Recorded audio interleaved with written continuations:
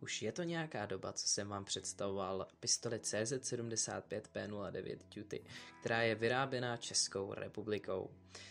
Tentokrát tu máme něco mnohem zajímavějšího. Jedná se o vojenskou vzduchovku vzor 47, která v současnosti je velkou sběratelskou raritou.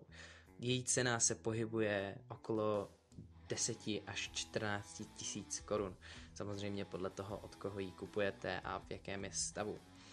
Rád vám k téhle zbrani řeknu pár podstatných informací. Samozřejmě si ukážeme, jak zblízka vypadá, ukážeme si střelbu a všechno, co k tomu patří.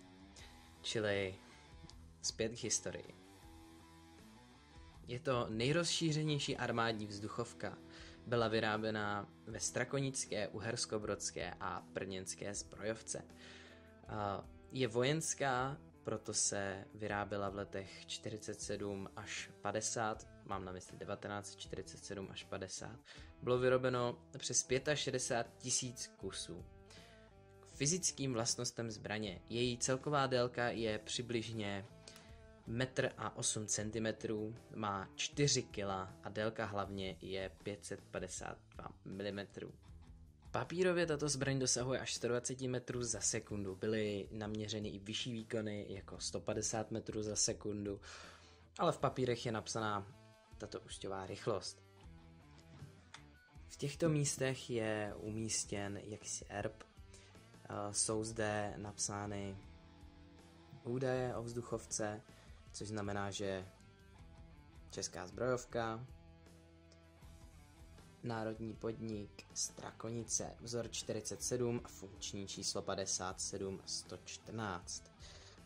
Vzduchovka nemusí být registrována do registru zbraní jako všechny ostatní zbraně, protože se nejedná o vzduchovku nad 16 čaulů.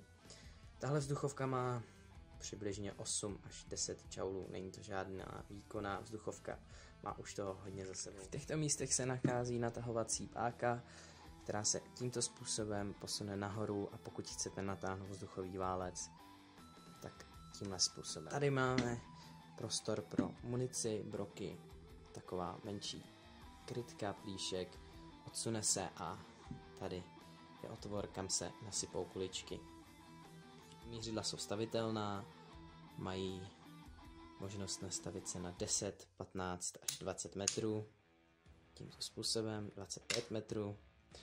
Doporučuji nechat přednastaveno na 15, na větší vzdálenost s tím asi není nutné střílet. Samozřejmě zbraň má i pojistku, která je umístěna zde. V této poloze je zbraň zajištěna, kohoutek nejde zmáčknout, pokud přesunete tak, kohoutek jde zmáčknout až na doraz. To si vše ukážeme až při střelbě. Ještě předtím, než se vrhneme na vzduchovku, bych vás všechny chtěl moc poprosit, abyste klikli na tlačítko odběr, pokud se vám moje tvorba líbí. Uděláte mi tím velkou radost a vám to zabere jenom chvilku času. Takže prosím, pokud se vám moje tvorba líbí, dejte mi to vědět. A teď už zpátky ke vzduchovce.